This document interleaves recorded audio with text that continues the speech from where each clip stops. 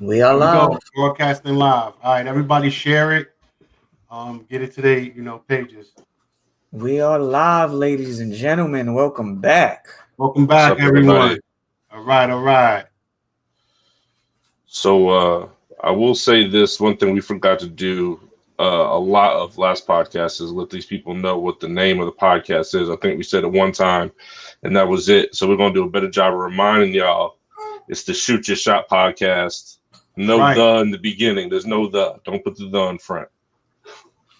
All right, awesome. Shoot Your Shot podcast. Don't worry, in the next couple of weeks, we'll be getting a phone number and we'll be taking calls. So that way we can get some questions and things going on up in here. Check out the IG. I just added the IG today at Shoot Your Shot Podcast. We revamped the Facebook a little bit, put some images up, and we got an email address. If you want to email us, it's shootyourshotpod@gmail.com. So you have any questions, something you want to hear from us, send us an email, hit the Instagram, hit the Facebook. There you go. Beautiful. We also got a Twitter page also at Shoot Your Pod 1 that we gotta revamp that as well. It's all in the progress, but it's up and running. So if you guys want to follow us on Twitter, we'll be keeping you guys with info daily on Twitter as well. There you go. So we on Twitter, Facebook, Instagram, Gmail, everywhere. YouTube. We live on YouTube, live on Twitch, MSN. So holla at us. Let us know what y'all want. Let us know what y'all want to see and want to hear. All right. So from there, you take it, Joe. Let's see what the first topic is. So we're going to get into it. We had a request last episode. Thanks for listening. I forgot who it was, but somebody mentioned they wanted. There it is. He wanted us to talk a little football, NFL draft. So we're gonna do real quick because we got a lot to talk about with basketball. So we'll start off with each of our favorite teams, how we think our teams did, and then we'll get a little bit into some more general terms. So Joe, why don't you take it first? How do you think your squad did? Everyone knew they was going to draft the quarterback. Who's they? Let us. Who's your squad? Some people don't know. Jets. I'm a Jets fan. Everyone, who knows me knows that. But everyone knew we was going to take a quarterback. Was I happy at first? No, but it's the Jets, and you pretty much just got to roll with it. As of right now, let's just see if Zach Wilson can produce like everyone thinks he can. I was in hopes of building around the team and fixing all the potholes that we may have, but the Jets feel and it's the quarterback. So we're taking it. We took another quarterback. And I just hope in 3 years we're not in the same boat as we was in, yes. Didn't y'all just take a quarterback not too long ago? Exactly. Yeah, and that's the Jets' motto. They, every 2 to 3 years draft a quarterback, see how he does. He plays like shit, and then they draft another quarterback. So I'm just hoping we're not in the same boat as we was in, a few years ago. But hey, Zach Wilson's supposed to be the man. We just gonna take it from there. So do you think, in your opinion, do you think that you said they filled the quarterback spot, did they fill all the weak points they needed, or where you think they still need to address? No, I don't believe so, because what's the sense of having a quarterback if you don't have nobody to throw to and you don't have the protection around him? I pretty much feel like you got an updated version of Sam Darnold. You don't have the pieces around him nor the pieces to protect him to give him access to succeed. So I just feel if they're not making any more moves, we're going to be in the same position in 2 to 3 years where everyone's going to be down in Zach Wilson and making it seem like he's not the answer and how the Jets need to draft another quarterback. And until they address all the other issues like running back, wide receiver, offensive line, they're going to be in the same boat forever. This is just their motto. So, no, I don't think they upgraded much. So, prediction for the season, record-wise, what you think? Well, seeing that it's 17 games, there's no way you could finish 500 anymore. So, I'm gonna go out on a limb and give them 7 wins. I think they'll finish 7-10. Maybe 6-11, but I'm gonna give them 7-10 for right now. Cool. Nice. All right, Vic. What about you? Who's your squad, and how you think they did with the draft? 49ers. The first pick we took, I didn't understand. We took Trey Lance, just in case anybody that don't know who we took. I felt we really didn't need a quarterback if we couldn't get the number 1 pick or at least the number 2 pick. Is it really an upgrade over Jimmy Garoppolo? In my opinion, not at the moment. I'm still befuddled. That's why we took him. I don't see any pros on it. He's just a mobile quarterback, not the most accurate. He's a smaller quarterback, so it didn't really make sense to me. We did fill some holes that we need. Cornerbacks. We drafted 2 cornerbacks. That's what we needed. We drafted another offensive line. We needed that. We drafted 2 more running backs. If I can remember correctly, we did need running back because we lost. I think we lost 2 running backs to free agency. So we did fill holes that we need. But like I said, once again, the quarterback thing was a head scratcher. Like I said, if we wasn't going to get the 1 or 2, I don't know why we took Trey Lance at 3. Hopefully I'm wrong. And this guy turns out to be Drew Brees, a mobile Drew Brees. Because like I said, he's a small quarterback. So only time could tell. So you kind of touched on it already. So you feel like they addressed a lot of the needs that they had going in? We addressed it, the offensive line. The offensive line's pretty old, banged up, but it's still a great offensive line. Some of the quarterbacks we lost Richard Sherman. We lost someone else. I can't remember. We tackled that. We drafted another safety, which we needed. We drafted another running back. We drafted another receiver that's going to help that receiving core out. So, yeah, most of the holes that needed to be filled, they did fill it. Once again, Trey Lance, going in there blind. I'm going to go in there positive, though. You think he starts year 1? No, not at all. Unless Jimmy Garoppolo injures his shoulder or something, not at all. I mean, Jimmy, he hasn't really been healthy much of the past 2-3 seasons. Yeah, but it's our best option right now. All right. Well, hey, you can only do what you can with the players that they put on the field. So definitely. You just hope the coaches put the team in the best position to win. So what you think end of the year record? What is it? 17 games this season, right? Yep. Shoot. Can we pull the schedules up right quick or no? Yeah. Yeah, let's see if we could pull the schedules up. Because they released the schedules, what? Was it earlier this week or was it last week? I think it was earlier this week. Yeah. Your first game is the Lions. I'm going to just go out on a limb. If we're healthy, that's a big if because it seems like every year there's a freaking major injury. If we're healthy, I'm going to say we go 13-4 and win the division. I'm looking at the schedule. It looks pretty easy. You got the Lions, then the Eagles, then you got the Packers, then the Seahawks, Cardinals. Those could be tough games. Well, not even the Seahawks. You got to see what the Seahawks are going to do. But that could be a win. The Colts, that might be a little tough, but you could still probably pull that one off. Then you got another easy one with the Bears, and the Rams is going to be probably a tough. Yeah, all the division games should be tough. Should be pretty tough. But other than that, you got the Jaguars. That should be another win. You got the Vikings. Then you meet up with your co-host over here. The Bengals. That's a L you taking, bro. Yeah, right. So then you got the Bengals. Then you got the Falcons. That should be another win. The Titans should be a little tough. Yeah.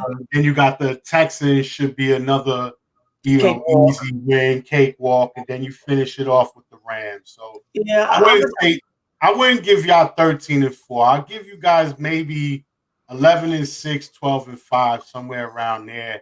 I'll take that. Tough games. The two games against the Rams, you don't know what that's gonna be like. So I wouldn't just automatically say those are wins right there. But you guys could definitely a playoff team. It's gonna come down to defense as always with San Francisco. That's what this is gonna come down to. It's gonna come down to San Francisco. If our defense shows up like we did when we had the Super Bowl run, we're gonna go 13-4, possibly 14-3. But we're gonna wait and see. Somebody said the 49ers is taking it, and I agree with that viewer. Thank you. We appreciate you. We're sending you a $10 DoorDash coupon. That's my dog. That's Bonsi. That's my homie right there. Appreciate that. I ain't sending him shit. Of course, that's the 49er fan saying that he's going to send it to you. So he's responsible for that. Yeah, you can hold that down. All right, cool. So now let's jump into the Bengals. Seeing that we got a Bengals fan here, I kind of like y'all pick. I think out of all three of our teams, I feel like our first pick was probably the flashiest of the three. Jamar Chase, that man, he could do some things. And we just lost AJ, who, one of my favorite players, period, for the past 10 plus years. So that hurt to lose him. So I feel like Joe Burrow wanted them. We needed the offensive lineman, but Joe Burrow wanted his old teammate. We lost AJ. It was the pick that had to happen.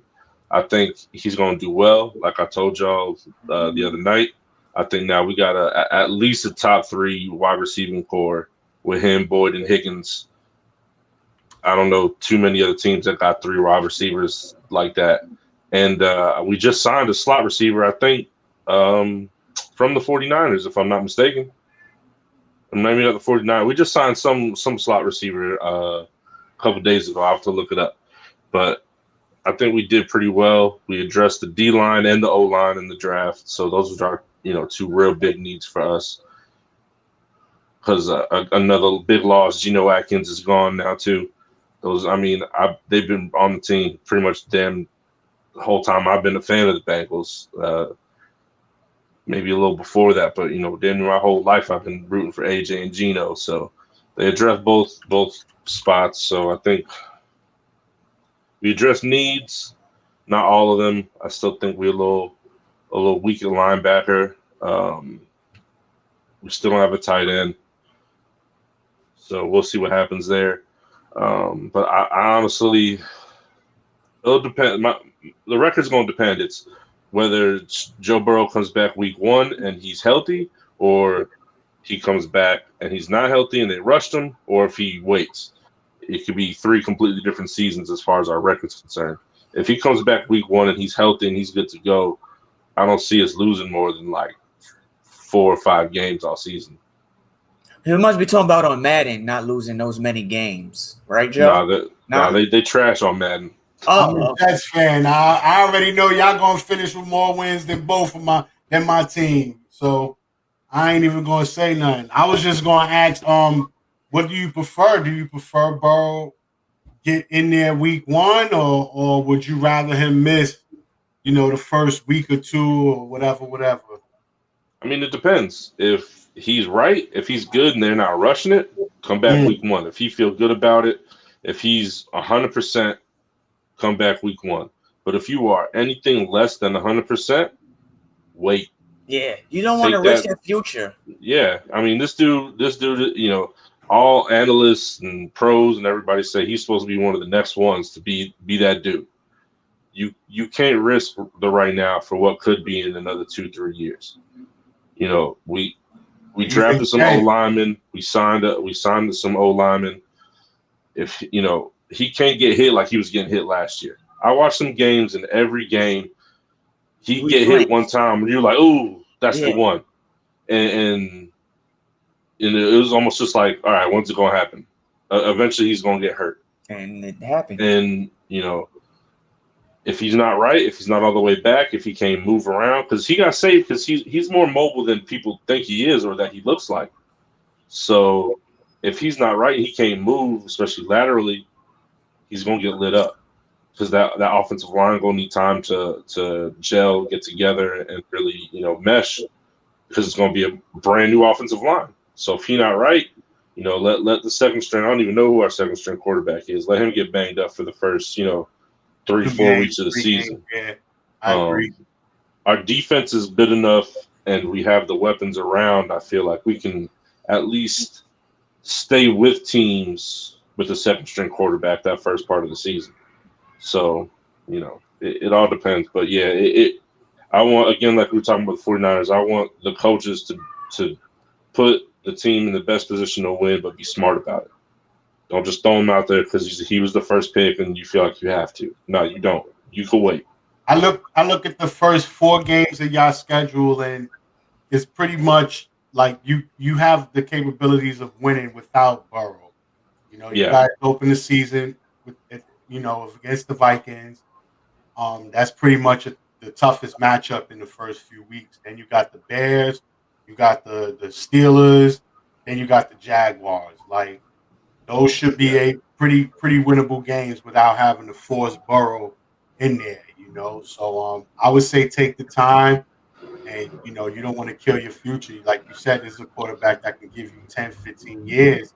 You don't want to kill him in the first 2 because you're trying to rush him out. We don't want it to be an Andrew Luck situation. Right. And the only game that really scares me with or without Joe Burrow is the Steelers game, because in our division, even the Browns in our division, even if overall our team is trash, when we play each other, we go in. So even if the Steelers are having a down year, that's always going to be a crazy physical game. Yeah, there's going to be a lot of shit talking. It's always going to be a tough game. So that's really the only game I worry about. Even if they do have an off year or whatever, you never know in our division. Oh, definitely. So we got a Giants fan in the chat. He said the Giants is going to win at least 5 to 6 games this season. What do you guys think about that? Because I disagree. I actually think the Giants improved on things they needed to prove on in the offseason. They drafted another receiver. They got cornerback help. They got pass rushers. If that team can stay healthy and Daniel Jones can, limit those turnovers, I think the Giants is actually going to be a pretty decent team. I can see them at least winning 9-10 games this season and possibly winning the division. What do you guys think about that? I see him over here talking shit about my Bengals, so as much as I want to agree, I'm be like, nah. I've always liked the Giants. I've always been a fan of the Giants, so I hope they do well. I honestly don't know much about who they got going on, as far as the skill positions. I know Daniel Jones was not a very popular pick. What was that, 2 years ago? But I mean, they were pretty trash last year, so you hope they only go up. Well, they lost Saquon Barkley early in the season, and that hurt it. Yeah, that hurt my fantasy team too. Mine as well. Yeah, that was definitely a big loss. I also attribute that division that they're in, and I don't see Washington, Philly or the Cowboys being, the team to beat. So that division is always up for grabs. Wide open. And you don't need to win 13, 14, 15 games to do it. Nope. And overall, when they play each other, it seems like the Giants always get the upper hand and always know what to do when they play the Eagles, the Washington team, and the Cowboys. So I'm giving them 9, maybe 10 wins. But I do see the Giants winning that division. I don't see the Cowboys winning that division. I give them the Giants. When healthy, they have the best player in that division by an overwhelming margin. It's not just health. I give them the most heart. Like, they have the most heart. They go out there and they give it their all, 100% every play. The Cowboys take a lot of plays off. It seems like they want to dig themselves in a hole before they want to wake up and play hard. And you can't do that against a Giants team. The Giants is coming to play from minute 1 to minute 60. So that's the one thing I can give credit to the Giants, is that they go out there no matter what and they give their all. So I'm gonna give the Giants a 10-7 record. Hey, you never know; it could be 11-6. So, but I do see them winning the division. Yeah, and with the Cowboys, you got Dak coming off a pretty bad injury, so you don't know what you're gonna get from him. And he just got paid too, right? Yeah. He just got that big money. So you know what happens when them dudes get that big money sometimes. They tend to not care as much. Right. And what you going to get from Zeke? You know, you don't know what you're going to get from Zeke. You don't know what you're going to get from that wide receiving core. They don't have that one guy that's willing to, like, step up and take charge and show that he's the man. So it's a lot of question marks in Dallas. But only, time will tell. But I'm going to give the division to the Giants. By default, pretty much. Yeah. He said there's no like that. Yeah, by default. I'll give it to them by default. I see homie said Danny Dimes, there's no pressure on his job. He's playing in New York. There's always pressure if you're the quarterback of the New York Football Giants. There's always pressure. That's true, but then again, it's like there's no one really. Giant fans are a little more realistic as opposed to any other New York team. They know what they're looking at, and they don't expect much. Like, they booed him. Nick fans are starting to do that, where they look at the team and say, you know what, guys, we're not there yet. We're willing to wait. We're willing to do this. But Giant fans are like, you know what? This guy, what is this? His third year? So it's like, they're not expecting a Super Bowl. I hope not. I hope they're not expecting. You never know. He has no pressure because there's no one battling him for that job. Like, there's no backup quarterback that everyone's saying is looking good, Yeah, but usually when you're in a situation like that, there's pressure because since no one is out to get your job, you should be able to get the job done. We counting on you. You are a man. So it ain't like we got somebody back here ready to take your spot. We putting everything in on you. So go out there. And I just look at it like, turnovers. As long as he don't turn the ball over, they'll be fine. They'll be in a great situation. As long as he's not out there throwing 20-something interceptions and fumbling the ball every other play, they'll be good. So I think the Giants got the upper hand on the other teams in that division. Yeah, like I said, I root for the Giants. I hope they do well. But I think he can't go this year with the same shit and he keeps his job, or if they don't at least draft somebody to take his spot, But remains to be seen. So we touched on the NFL. I feel like we got a good chunk of that. So we'll go into what everybody really want to talk about.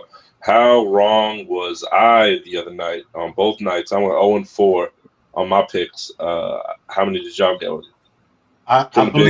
I believe I was in the same boat. I don't think I picked the winning team over the last four games. I was 0-4. But I wasn't picking with logic. I was picking more with emotions. It was teams that I just wanted to see win, and I just felt like it would have been better if they would have won.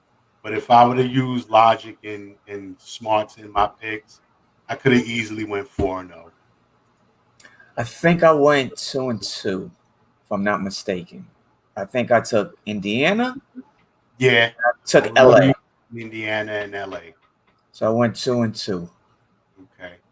And your emotions made you pick the Spurs. Of course. You're always gonna go with you're always gonna go with your team. Whether there you go. If they're gonna lose, you're gonna pick your team. You picked the Pacers too. I picked the Pacers, yeah, and that was an easy one. Right. I'm telling y'all that. Yeah, like my emotions just wanted to see Melo win.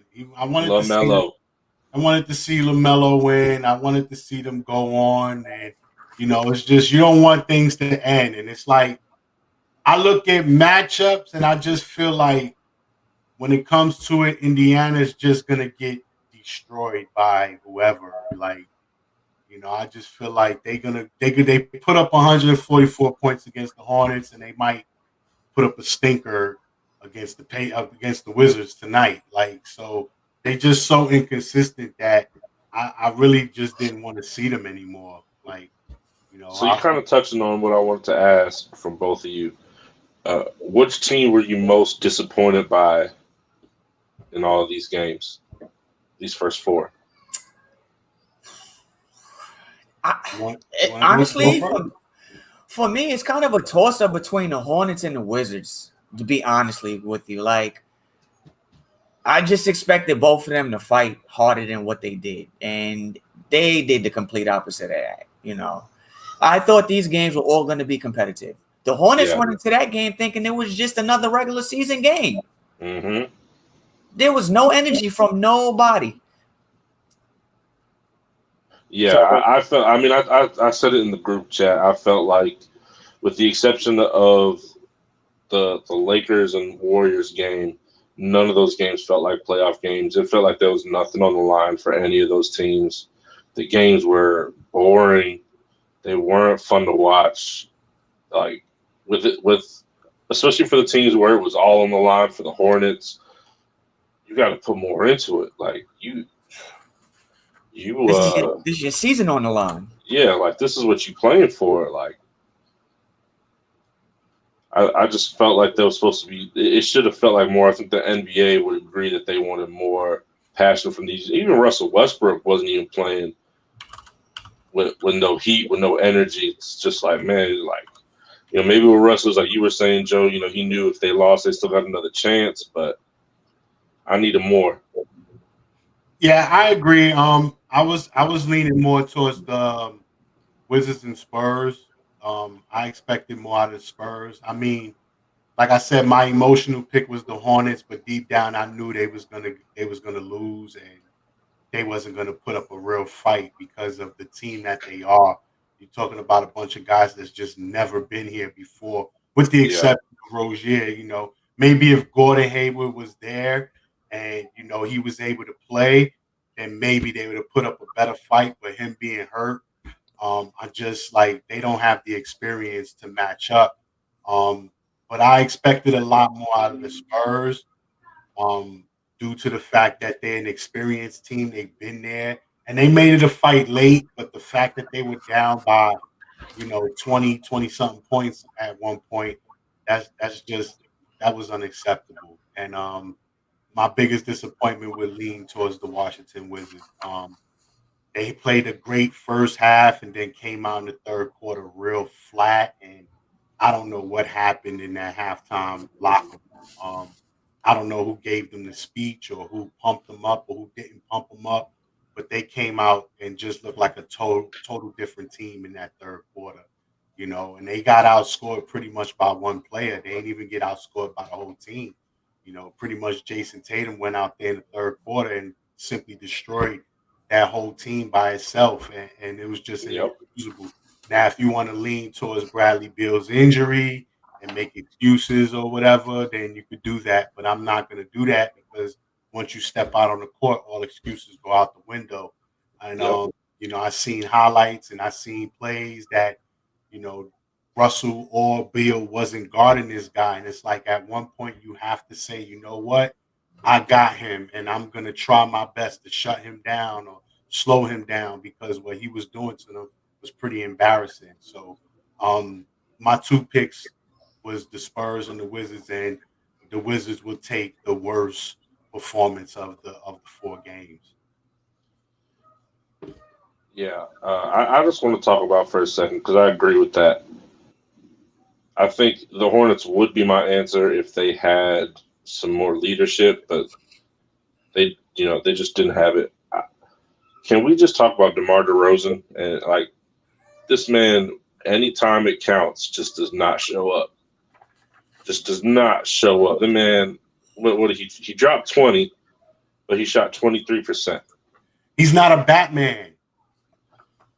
But they keep treating him like he's one. And it's I mean, but that's the NBA. That's the NBA. The NBA is like, you know what happens with contracts come expectations. So once a guy starts to hit a certain threshold in that contract, you start to feel like he's supposed to do this for you. You know what I'm saying? So once DeRozan starts getting in the upper 20s, low 30s, or even mid 30s, in the millions every year, like, you expect this from him, and he's just not that guy. You know what I'm saying? He's not a Batman, and at this point in his career, he might not be a Robin. You know, he ain't even a Robin. Yeah, like his time of being a Robin is over. He spent all his years in Toronto where he should have been a Robin, where they should have gotten him a Batman.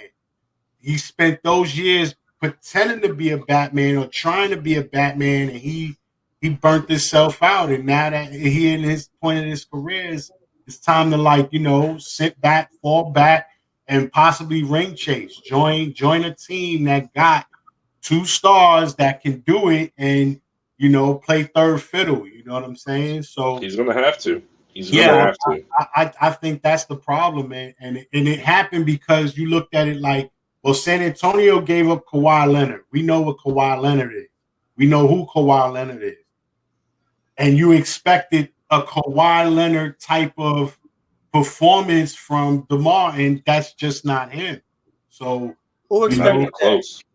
A lot of people. A lot of people do. Not saying you, but that's what happens. Like, listen, if you're, let me put it like this. Let me use this. If you're in a restaurant and you order something, and they come in and they bring it to you, and it's not what you want, and you say, I don't want this, I want that, and they bring that to you, you're expecting, you know what I'm saying, the same thing. You're expecting something of greatness, you know what I'm saying? And when you don't get that, it's like it makes it even more terrible. So when you gave up Kawhi and got DeMar back, it's like, all right, I know he's not Kawhi, but he should be something there. He should be close.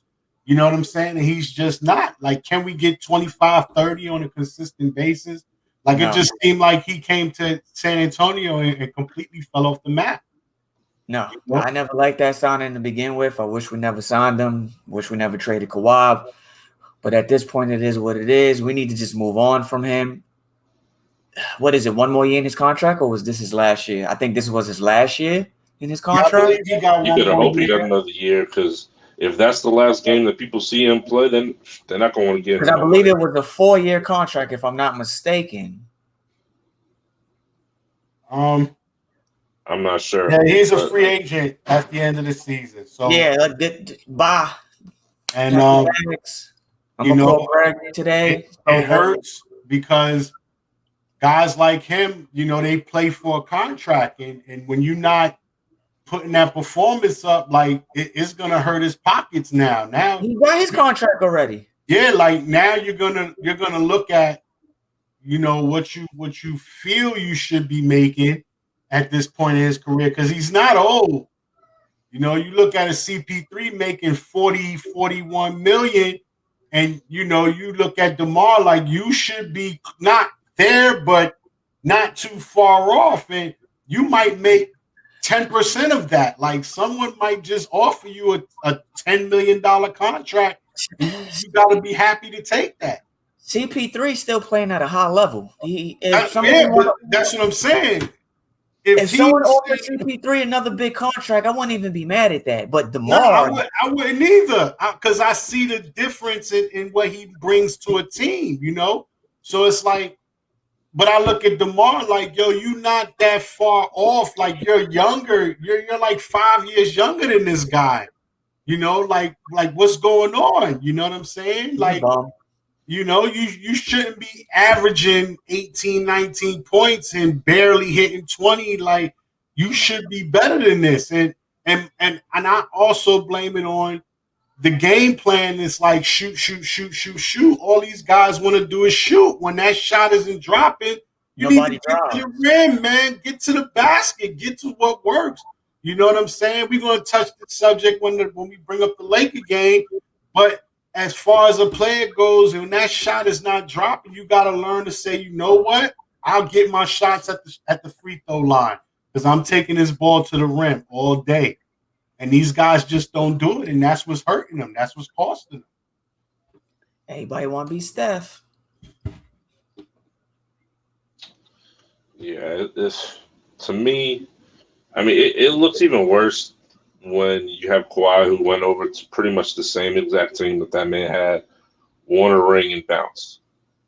That magnifies it even more to you over here, and with a storied franchise in the Spurs. What's wrong with this guy? And you don't do nothing. Like, you got one of the best coaches all time put behind you. Should be knows how to get to players in a positive way, and you still, when it matters, can't show up. I mean, his game doesn't fit the system. Don't get me wrong. It's not like he got the greatest team surrounding him in San Antonio, but they are better than what they put up the other night. You know, they are better than that performance they put up against Memphis, like a Memphis team. Not saying Memphis is that bad, but it's like they beat you with two guys, you know. 3. Well, I think 3. All right, 3. Mainly Valanciunas. Like he 23 points, 23 rebounds. Like for you to do that, you know, but like I said, it's easy to grab rebounds when all these guys are shooting bricks. Like you said, DeMar shot 20-some% from the field. And I know he wasn't the only one. Murray had a bad game. He put up a Russell Westbrook. Murray shot 23% also. Yeah, you know what I'm saying? So he had a triple-double, but he shot 23%. So it's not like these guys are efficient. They're not efficient at all. So it's like I could see why Valanciunas got 23 rebounds. He had all these opportunities and all these missed shots to grab these rebounds. And at one point, you being the biggest dude on the damn court, you're going to get these rebounds. And he's not a center trying to play guard where he's at the three-point line shooting threes and shit. He's down low doing his job. And, you know, that hurts when you have a team that got a big man and they outside. They want to shoot all day and they want to play outside all day. It's never going to work. That's what's going to happen. It's not going to work. And when you run across a team like this that has a big that's willing to play center, you bound to get beat down there. So, you know, I just wish I hope for the best with DeMar. I hope he, you know, doesn't fall too far off the planet. You know, I hope somebody does give him a decent contract and a decent place, but I really don't see it. You know, at one point it was like talks of him going to New York, and at this point I don't think New York really wants him now. You know, they look at what they got and where they can go, and the right piece can get them to this promised land. And I don't think DeMar, and they know DeMar is not the piece. So well, the G League is always open, so that's an option. You're not getting 10 mil from the G League, so no. You know, good luck. DeMar would not be the right fit for us. I think priority number 1 is re-signing Mitch Robinson and re-signing D Rose, and then getting a real starting point guard. Is it Randall up for free agent? He got it's an option. I don't know if it's player or team, but he got an option. Well, if it's player option, he's opting out. Yeah, I know. Of course he is. You already know. This guy's gonna get a huge contract. With the season he put up, he's set to make max money. Of course. Oh, yeah. And I think we'll give it to him. And if you're gonna give, okay, it's no option at all. It's a straight up deal. Is it? Yeah, straight up. And he's going to get the max, whatever that's going to be, 150, 200. He got 1 year. You guys got him for 1 more year. If I was y'all, I would do something smart and try to get him for an extension now before his value go up. Like, you never know what he can do next year. And if he puts up an even better season or pretty much the same, you guys are going to be in trouble trying to keep him.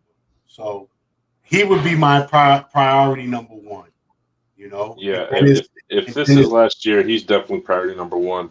I mean, if he's smart, he takes less money so we can bring some more people in. I know we got a lot of cap space, but if he's smart, he'll take a little less. So, you know, because we need at least two more, you know, solid, really good pieces. We need at least one more superstar and another you know, solid player in there. We'll see. I mean, it's all about the money these days, so it's easy to talk about money they should give up when, you know, the lifespan of an athlete is so short. You know, you can't really knock them for taking all the money. I'd take it all if it was me, I'll take it. But follow the money trail. Yeah. All right, guys, are listening to the Shoot Your Shot podcast. Yes. I'm tuning in every Tuesdays, right? Or Mondays? Tuesdays and Thursdays. Tuesdays and Thursdays. 6 o'clock. We live on Facebook, Twitch, YouTube, everything, all platforms. Tune in. And we'll be sure to be done before anything goes down, so you won't miss any of the game. That's right. All right. I think the first game tonight, 8:00. We got tonight the Pacers and the Wizards. Pacers and the Wizards. Let's touch on that. So both of these teams lost, or no, the Pacers won. Pacers won, but the Wizards lost. The Wizards got their butt cracked. So they are playing for the 8th seed. Right. And the Wizards are home this time, so hopefully they'll put up a better fight. Hopefully they'll put up a better show. I'm gonna go out on the limb again and pick the Wizards. I just don't see Russell and Bradley putting up another stinker like they did last time. So I got the Wizards winning this one. Vic? I'm going to keep it the same. I'm going to go with the Pacers. Westbrook is so unpredictable. Is Bill really injured? Is he really healthy? We don't know. Who's going to keep Sabonis off the glass? Probably nobody. Brogdon looked really – Hachimura. Who? Yeah, okay, let's be serious, please. Brogdon looked good. Sabonis didn't look all that good the other night, though. Let's not get it twisted. You can't get a lot of rebounds if there's not a lot of misses. Oh, what's going to be a lot of misses? What's going to be a lot of misses? We ain't got to worry about him grabbing a lot of rebounds. It's going to be a whole lot of misses. Listen, Westbrook and Bill was combining 16 for 43, 37%. 1 for 10 from the 3-point line, 10%. That's ugly. I know as a shooter, you keep shooting. I get that. But you're not a shooter. Well, Bill is, not Russ. At some point, Bill has to drive to the basket if the shot is not falling. You just have to. I feel like he did that in the first half, but he went away from it in the second. So I think they both did that in the first half, and then in the second half, they what happens is like you down by 5. You try to shoot that 3 to get it close.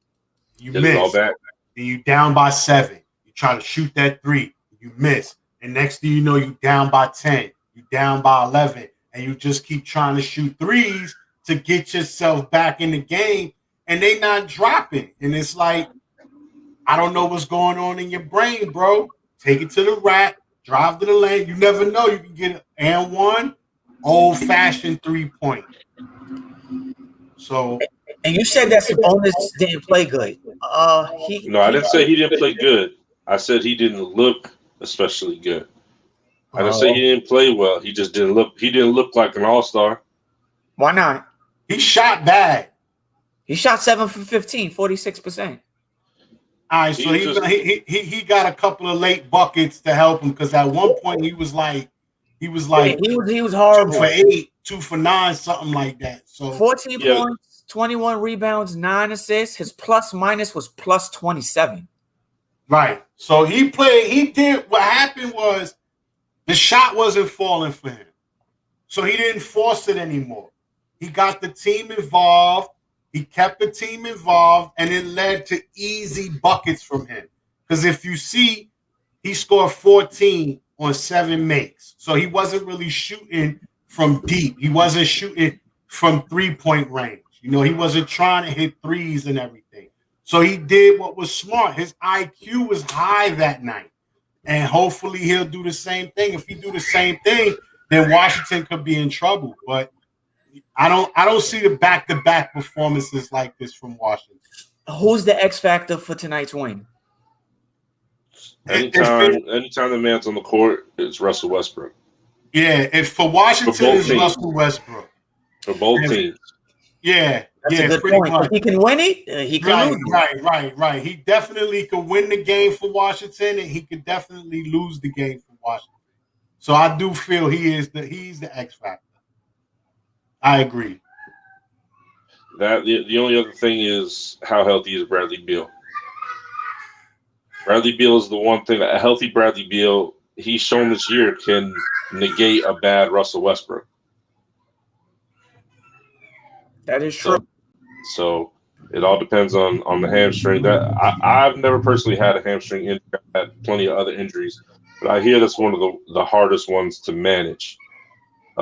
Just because you never know, you might think it's all good, and then it's you take that wrong step in the wrong in the wrong direction, and it's a whole nother game. So we'll see. I think it'll be a good game. Y'all both made your picks. I'll take mine. Aces. I gotta take Washington because the next thing you ain't gonna let you pick Indiana. We know.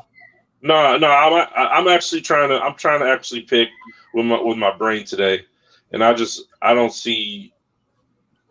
I hope I don't see Russell Westbrook, the Russell Westbrook we saw the other night. I want to see the dude that's on fire, that's taking it to the hole, that's talking shit, that's going at somebody. I think if that's the Russell Westbrook that shows up, it's a dub for them. Yeah, and can Indiana shoot 55%, 45% from the 3-point line again is the question. Because everything they were shooting just seemed to go in. Well, that's because the Hornets weren't playing no defense. So, I mean, are we going to see another performance like that from McBuckets? No. That's another question. No. He's not. That's a 1 out of every 50 games for him. He was on the Knicks, he did that one time. We loved him for it, and then he disappeared for 20 games. Right. No hating on McBuckets, man. Look, I ain't take that name away too, man. He's just because he can shoot. I ain't see a performance from him like that since college. Like, tune in tonight. You're gonna see it again. I hope so. I will be tuned in. It ain't nothing else on TV. Yeah, for real. So we got the two Joes at Washington and Fix in Indiana. So 9:00 p.m. tomorrow night is the Grizzlies and the Warriors fighting for the 8th spot in the West. I don't think we're gonna disagree on this one, but let's find out. Vic, you started off. I'm going with the Grizzlies. I'm just going with the Grizzlies. I think Valanciunas is going to be too much for them in the paint. I just think he's going to be too much. That was my X factor for them against the Spurs, and look what happened. 23 freaking rebounds, which leads to what? Offensive points, because those are offensive rebounds as well. I think he had 6 or 7 offensive rebounds that all led to buckets. So I'm going Memphis. Dylan Brooks looked good. He's a dog. We know he can play. John Steph is going to be fun to watch. But, yeah, there's no one on Golden State come close to guarding up Jonas. What is Jonas, 7'1", 7'2"? Yeah, he's 7'2". Kevin Looney is what, 6'7", 6'8"? I think he's like 6'10", 6'9", 6'10". According to NBA.com, Valanciunas is only 6'11". He looked way bigger than 6'11". I thought he was bigger than that as well. But that's my pick. I'm going Memphis just with Valanciunas. I think that's going to be the X factor. I mean, I love Steph to death, but I just don't know. Can someone else step up? Joe? Seeing that they only lost by 3 points last night, and it was, I don't know if y'all watched the game or what, and like it was a lot of bullshit going on. There's a lot of funny business going on again. You don't say. And Golden State only lost by 3. I think at this point is like Steph don't need as much help as we think. And Valanciunas is getting them rebounds because of misses. I don't see Golden State. I don't see 2-3 players on Golden State shooting 20%, 22%, 23%. I got Golden State. I got them. I don't see them getting eliminated like this. I see them continuing their season. And I see a big performance from Steph. I don't think anyone on Memphis can hold Steph. Oh no, not even close. Jai's gonna have his hands full, which means he's not gonna have it easy on offense. When you gotta use so much energy on defense, and that's the thing. Steph is not just a standstill shooter. This guy, he constantly moves around. So I just don't think Ja got what it takes to maintain and keep up with him, as well as score to keep up with him. I mean, you could counter with other players, but Memphis would need A games from so many guys. They would need an A game from 2 to 3 to 4 different players other than Ja. So you're looking at an A game from your whole starting 5 and maybe a bench player, or 3 of your starting 5 and 2 of your bench players. So I don't know. Golden State is starting to hit a stride. It's not just Steph. Is Mulder. Is Juan Toscano Anderson. Is Jordan Poole. These guys are starting to wake up. They're starting to get a feel for what's going on in Golden State. And you've seen it. The Lakers kind of had their hands full. The only difference is the Lakers were smart enough to stop shooting threes and take the ball inside, drive the ball inside, get a couple of and ones, slow the game down a little bit, play bully ball, because the way it was going, it looked like Golden State was going to put up 120 points. But then the Lakers slowed it down, said, you know what? If we keep trying to run and gun with these guys, we're going to lose. Is Memphis smart enough to pull that off? I don't think so. I don't think Memphis has the IQ like LeBron James and the Lakers. So Memphis is going to try to continue to keep up with Golden State. They're going to try to shoot threes. They're going to try to play out of their format instead of going inside to Valanciunas and slowing things down, because, like he said, there's no one on Golden State that can hold him. There's nobody big enough on Golden State that can hold him. But that's if Memphis is smart enough to keep going down low. And the way Steph is playing, Steph is going to play, I don't think John is smart enough to do that. So I got Golden State. Yeah, I think the Warriors do a really good job of tricking you into playing at their tempo. And when you have a young point guard who wants to play that tempo, because we all know Ja wants to play that tempo. Wants to run. He wants to get up and down the court. He does not want to sit there and just drop it off to Valanciunas all game. He does not. No. That grit and grind shit died with Zach Randolph. That's not the game anymore. Nope. And that's exactly what they're going to have to do to win. Walk it down. Either do pick and roll, pick and pop, or just dump to Valanciunas down low. That's what they would need to do to win, but they're not going to do it. Especially if they get down a couple points early, they're going to be running up and down the court with Golden State and Steph Curry, and nobody does it better than them. So I got to take Golden State. Does it really matter at this point? Like, who wins between Golden State and Memphis? Do we honestly believe either one of those teams is going to beat Utah?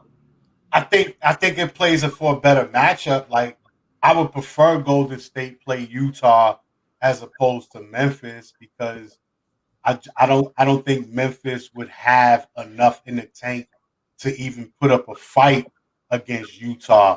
If Memphis play Utah, I see Memphis losing in 4 to 5 games. Whereas if Golden State plays Utah, that can go 6 or 7, and you never know. What's the health of Donovan Mitchell?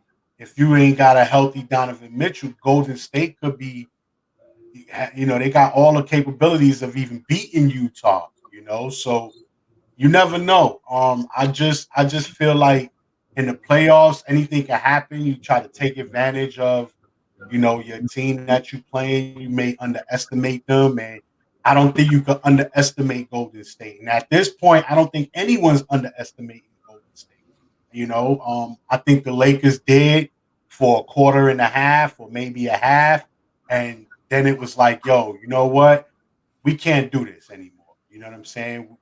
We can't do this. And they turned loose. That was the difference maker right there. It came down to free throws. 25 attempts for the Lakers compared to 15 for Golden State. That's basically a ball game. And it's crazy that the Lakers was in the penalty with about 8 minutes left in the fourth quarter, and the Warriors didn't shoot any free throws.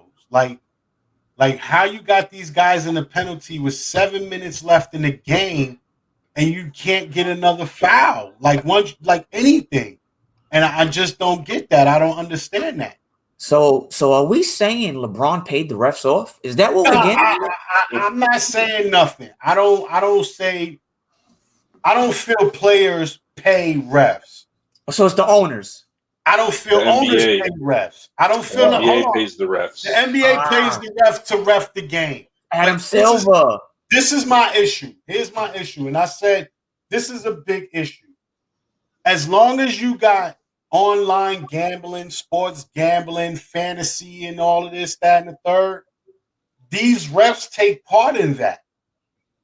And we may not feel, and we may think they don't, but they do. They got accounts. They got FanDuel. They got fantasy. They got all of that. So that plays a major factor, and that can make games, especially close games like this, you can play with them. You can't. It's not easy to do it in crazy blowouts, but when a game is this close, yeah, it's easy. It's easy to close your eyes on one side and blow your whistle too quick on this side. Like, I just don't like the fact that it's easier for refs to participate in online betting and sports betting now than it has been in any time in our lives. See, but then again, it depends on what the tempo of the game is. Now, if I'm Golden State and I'm jacking nothing but jump shots, 3-pointers, of course I'm not gonna get a call. But if I'm the Lakers and I'm cutting into the basket and I'm getting hacked, what do you think is going to happen? That's true. That's true. But you mean to tell me we were able to get y'all in the penalty within the first 4 to 5 minutes of the quarter, and we can't draw another foul for the next 7 minutes? That seems odd to me. You mean to tell me we was doing whatever we needed to do to get you in quick foul trouble, and now that you're in foul trouble, we don't take advantage of that? I don't know. That just seems very odd. You know. So all I'm gonna say this. I'm gonna shout out another podcast that's out there that I suggest y'all listen to if you're interested in this. The Whistleblower Podcast. If y'all ain't listen to it, listen to that because it goes into this exact subject, and it's pretty crazy. It'll really make you think about professional sports in general and the referees. But we got a couple minutes left, and I just want to ask one question. Obviously, it's gonna be Lakers related because that's the big story.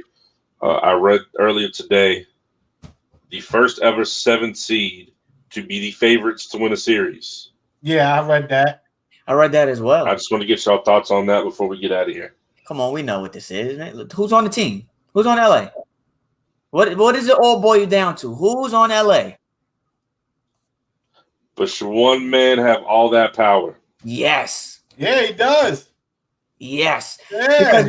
because let's just think about this for a second.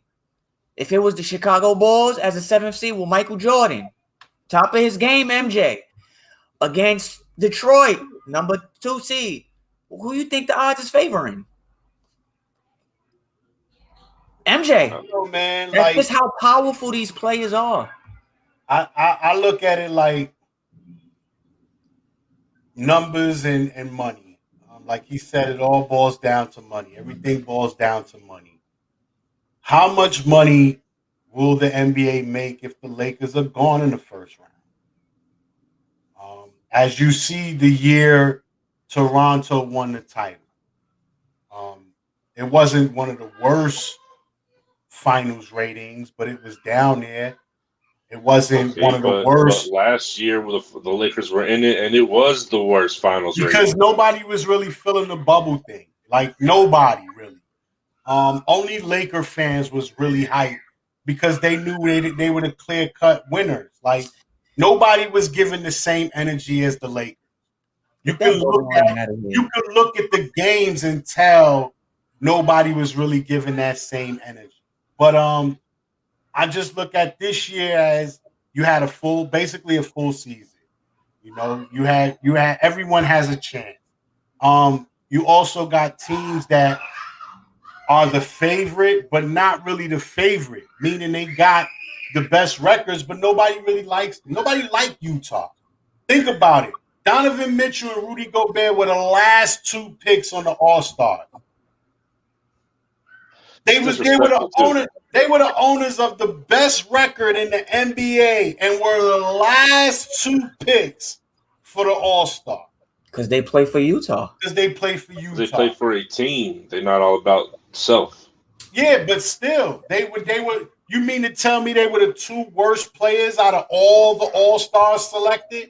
No. Let me tell you something. Donovan Mitchell is my favorite player of the new generation right now. All right, I love the way he plays. And then you got Phoenix. Other than Chris Paul, nobody really like. Even Devin Booker don't get the credit he deserves and the props he deserves. Well, because he ain't done shit yet. You got to prove it. I mean, you mean playoff? What has he done up until this year? What has he done?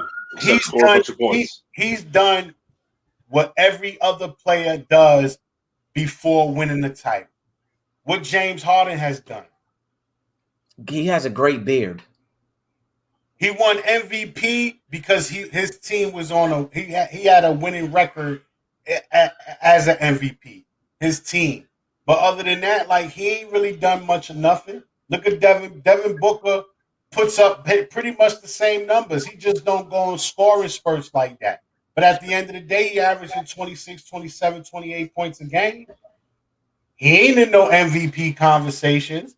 Donovan Mitchell, before he got hurt, was averaging 26 points a game, and his team had the best record in the NBA.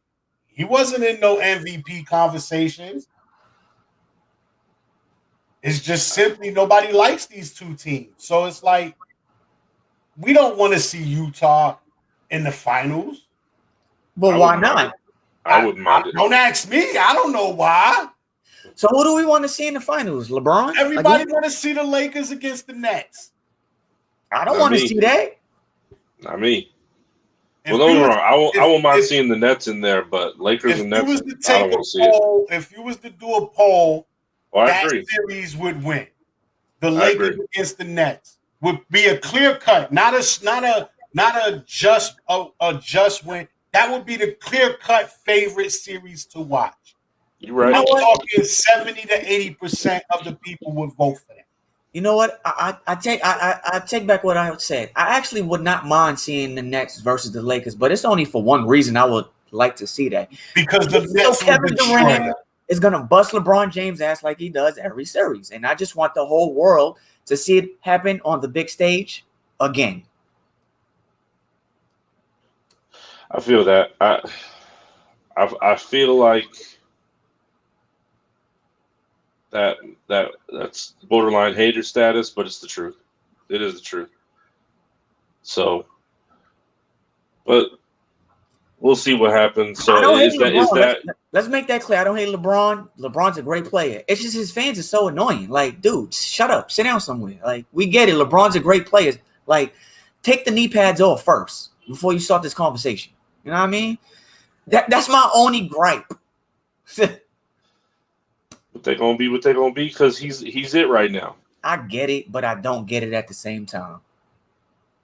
My issue is they don't never give his supporting cast props.